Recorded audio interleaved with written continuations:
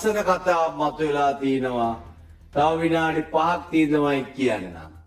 දෛවයේ සරදම කියන්නේ මේ දවස්වල අර ඉන්දියාවේ බුද්ධ ගයාවේ මතුවලා තියෙනවා කලබලයක්. හින්දුවරු ඉල්ලනවා. බෞද්ධයෝ ඉල්ලනවා ඉන්දියාවේ ඉන්න අපට ඕනේ මේ කියලා. දැන් ඔන්න ලස්සන කතා ටික එළිදරව් වෙනවා. මොකද්ද? දැන් මේ ඉන්දියාවේ බෞද්ධයන්ට සහයෝගය දෙන බුදුහාමුදුරුවෝ ඉන්දියාවේයි කියන ලංකාවේ බෞද්ධයෝ ටික දැන් සත්‍ය කතාවගෙන අපි දැන් මේ අවුරුදු 5කට ඉස්සෙල්ලා ගියේ. මොකක්ද අපි කිව්වේ? අපි කිව්වා මහන්තත් එක්ක නඩු කිව්වට ධර්මපාල උන්නේ නැහැ. ඒ නඩුවෙන් පරාදයි කියලා. අපි කියන්නේ බොරු කිව්වා. මේකට අපිට නඩු දාන්න ඕනේ කිව්වා. දැන් අරගොල්ලොම කියනවා බෞද්ධ අයිතිය ඉල්ලනවා ධර්මපාලතුමාට අයිතිය ගන්න බැරි වුණා කියලා ඒ කට්ටියම කියනවා. මේක තමයි දෛවයේ සරද. පැහැදිලිද? අද බලන්න හැමතැනම තියෙන්නේ දැන් තමයි බෞද්ධ අයිතිය ඉල්ලන්නේ. ධර්මපාලතුමා මිය ඇදිලා අවුරුදු 15ක් විතර ගියාට පස්සේ ඉන්දියානු රජය කමිටුවක් පිහිටවනවා මේකට. ඒ කමිටුවේ ඉන්නේ 10 දෙනයි තමා වෙන 9 දෙනයි.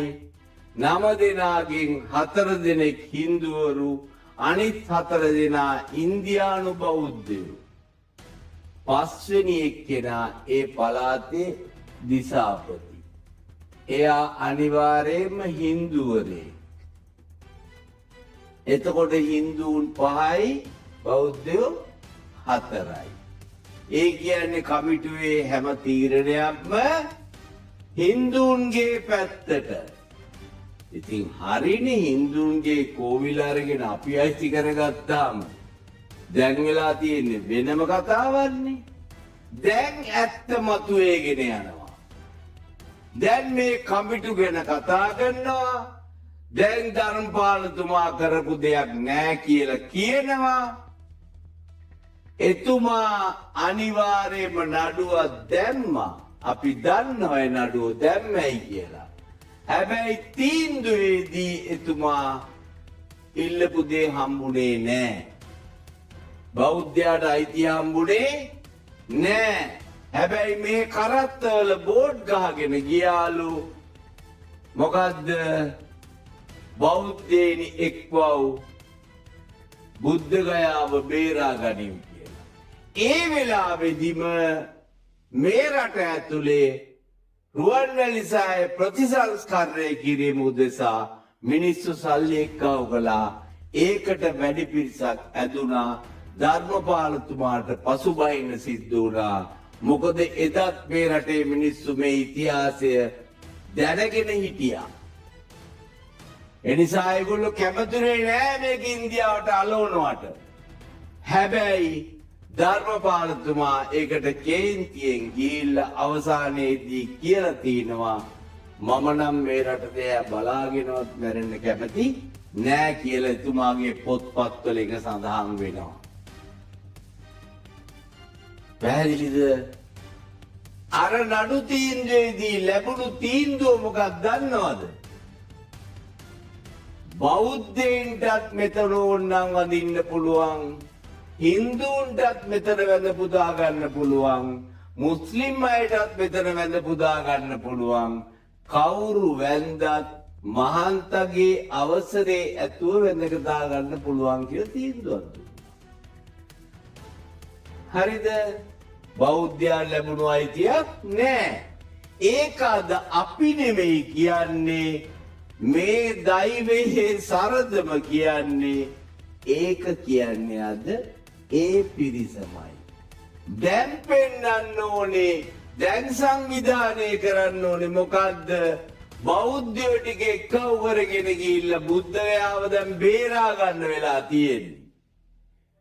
ඒ නිසා දැන් අර ඇත්ත කියනවා. මොන ඇත්තද ධර්මපාලතුමාට වෙච්ච දේ දැන් කියනවා. දැන් කියලා කියනවා දැන් එක්කව වෙන්න හින්දුරුවෙක් ගන්න යන්නේ බෞද්ධේනි එක්වව් බුද්ධ ගයාව බේරා ගනිමු කියලා. පේනවද හැරෙන පැත්තට ඉතිහාසය වෙනස් කරමින් යන මේ ගමන. මෙන්න මේවා තව ටික දවසක් ගියාම අපි කතා කළත් නොකළත් සෝභා දහම මේ දේ කරනවා. එයයි බුදුදහම මතුවෙනකොට महाबोधि मुक्ति आंदोलन ने फिर से जोर पकड़ा है और अभी भी आंदोलन शुरू है। आज भी देखा जाता है कि हिंदू महंतों का प्रभाव पूरी तरह खत्म नहीं हुआ है और महाबोधि विहार में हिंदू प्रथाएं चलती हैं, जैसे कि पिंडदान करना, भगवान बुद्ध की मूर्तियों को 5 पांडव बताकर लोगों को भटकाया जाता है। वहाँ कुछ अधर्मी नकली भिक्षु बनकर ऐसी भी कहानी टूरिस्ट को बताते हैं कि गौतम बुद्ध तो विष्णु का अवतार थे। अब प्रश्न यह उठता है कि बीटी एक्ट 1949 को रद्द क्यों नहीं किया जा रहा? आर्कियोलॉजिकल सर्वे ऑफ इंडिया क्या कर रही है जब ये लोग इतनी पुरानी भगवान बुद्ध की मूर्तियों को कुमकुम तिलक लगाकर खराब कर रहे हैं और तो और गलत जानकारी भी प्रचारित कर रहे हैं। बीटी एक्ट 1949 को रद्द होना चाहिए। यह संघर्ष धम्मपाल जी के सपने को